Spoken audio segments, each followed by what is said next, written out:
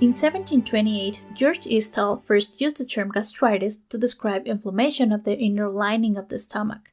This lining, known as the gastric mucosa, contains glands that produce acidic gastric juice, which contributes to the chemical digestion of food. A thick layer of mucus protects the lining of the stomach and helps prevent gastric juice from dissolving it. Due to its duration, gastritis can be acute or chronic. The first begins suddenly and lasts for a few hours to a few days.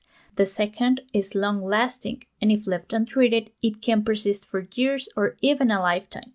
Due to the type of lesions, gastritis can be erosive or non-erosive. In erosive gastritis, the lining of the stomach wears down, and erosions, superficial tears, or ulcers occur.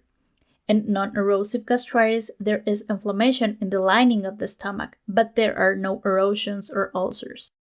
The most common causes of gastritis include Helicobacter pylori infection, damage to the stomach lining leading to reactive gastritis, and an autoimmune response.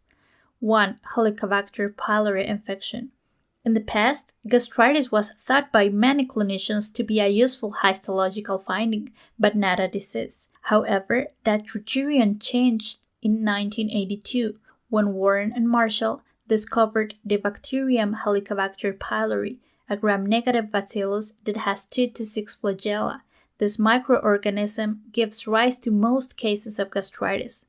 Helicobacter pylori gastritis generally begins as an acute gastritis in the antrum of the stomach and causes severe inflammation. Over time, it can spread to the entire gastric mucosa and cause chronic gastritis. Helicobacter pylori infection is generally acquired in childhood, and it is estimated that 50% of the world's population is infected, but the vast majority do not develop significant clinical complications. 2.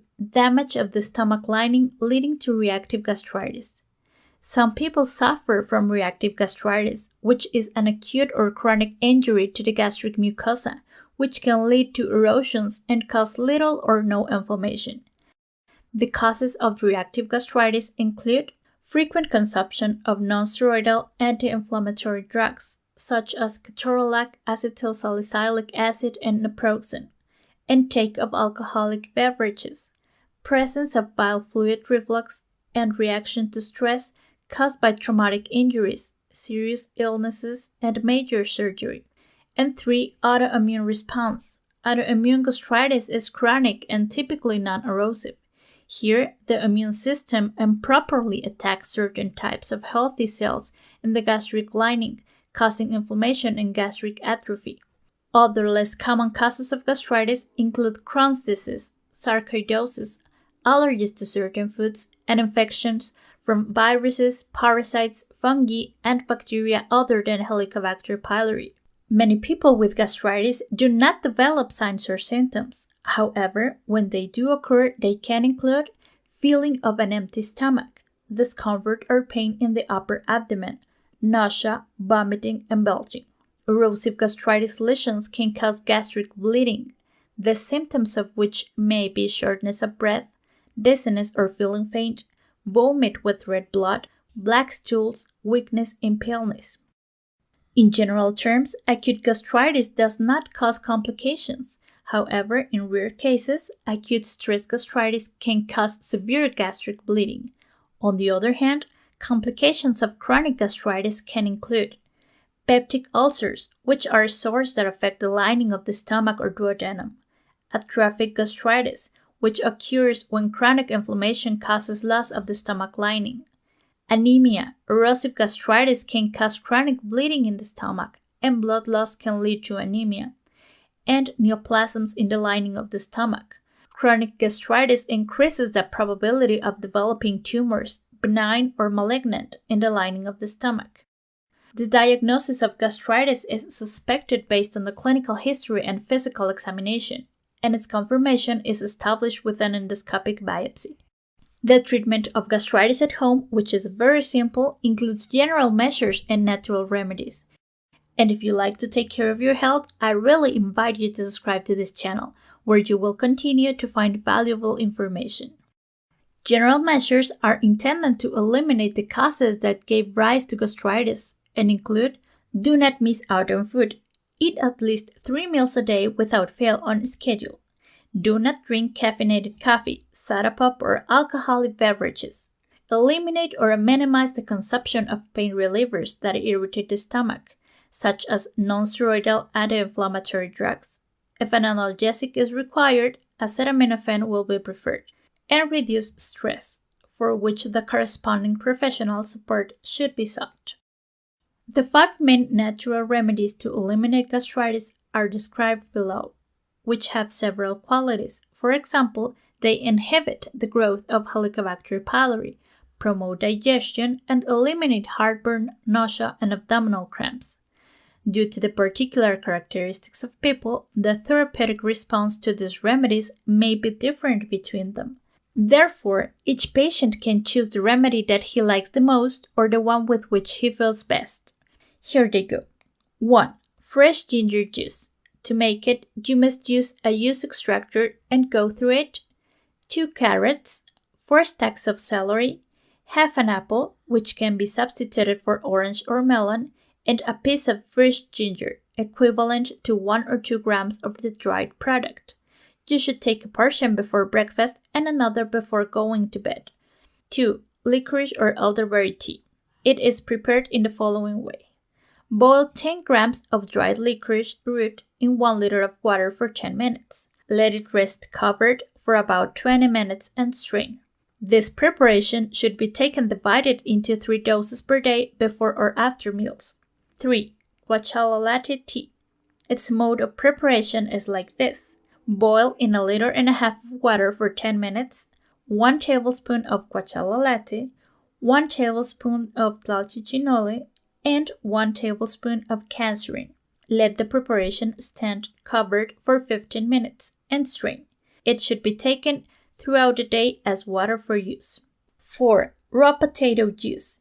Its preparation requires 2 or 3 raw potatoes and 150 milliliters of warm water. The potatoes are peeled, ground, mixed in the water, and left to rest overnight. The next day, the preparation is strained and a cup is taken 30 minutes before breakfast and another 30 minutes before dinner. And 5. Aloe and apple juice. The required ingredients are 1 apple peeled and cored, the pulp of an aloe leaf, 1 glass of water, and sugar to taste. The ingredients are mixed in the blender and that's it. It is recommended to have a glass daily in the morning. Whatever the remedy of choice, it should be taken for 2 to 4 weeks. As a precautionary measure, these remedies are not recommended in pregnant women, in children under 2 years of age, or in people taking blood thinners. Now, for people who prefer biomedicine, there are different treatment schemes. The main drugs that reduce gastric acid are the following. 1. Antacids, which are usually made up of different combinations of 3 basic salts, magnesium, aluminum, and calcium, along with hydroxide or bicarbonate ions to neutralize stomach acid. 2. Proton pump inhibitors, which decrease gastric secretion by inhibiting the proton pump located in the gastric parietal cells. The main of them are omeprazole, lansoprazole, and pantoprazole.